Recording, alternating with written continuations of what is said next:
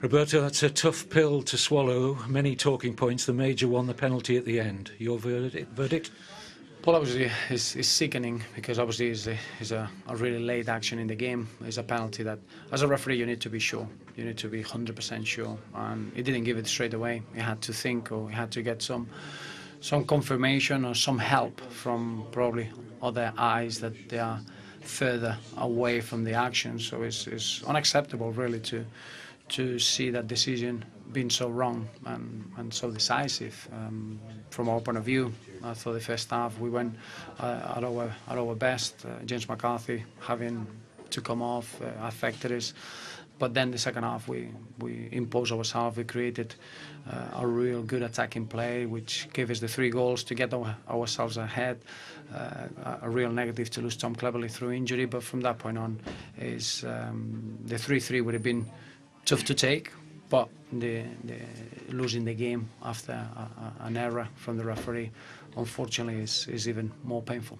After winning at Newcastle, you said that was hopefully going to be the kickstart to the season. So this is a real kick in the teeth, isn't it? Well, it is. It is because the first half we never started. I think we were very sloppy in possession. We gave the ball away too cheaply. That allowed Stoke to have some sort of a threat on the counter. Especially second goal that it comes against a run of play is a real reward for them in front of goal. Second half was completely different. We adjusted slightly.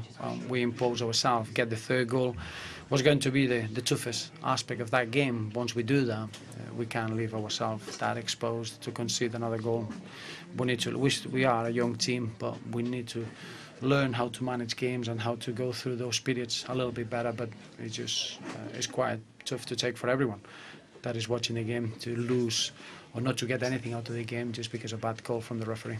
You look like a team who's always going to score a lot of goals, but that's now 7 you've let in the last 2 home games. How concerning is that, and how important is it you get Phil Jagielka back? Well, it is concerning because that's not a good return. Clearly, we're very close of being a winning team. We are very good in certain aspects, and we're very poor in others, and we need to become better. I think we need to defend the box much better.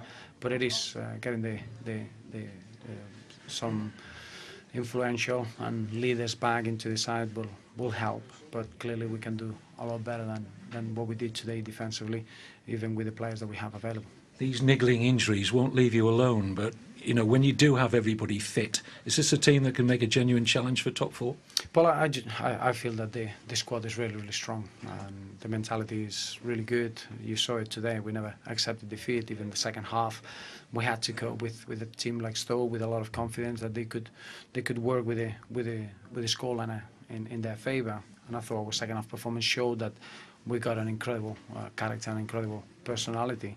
The disappointment is when we got 3-2 up and we couldn't really see a period through and being able to use that scoreline in our favour. But that's where the work is, and that's where the time to develop our young team is key. But clearly today, nothing will look away from the massive call at the end that it cost us the draw. And finally, a word on Lukaku. That's already his best return for goals ever in a season, and we're not yet into the second half of the campaign. Is he turning into the complete centre-forward now? Well, I think he's turning into a very mature footballer to be able to play 2 games in the space of 3 days with the personality and the performance that he's given is quite remarkable, and he shows the maturity that he has. He's still a very young man, but he plays like a very mature player, and at that point you know that you got a really consistent striker.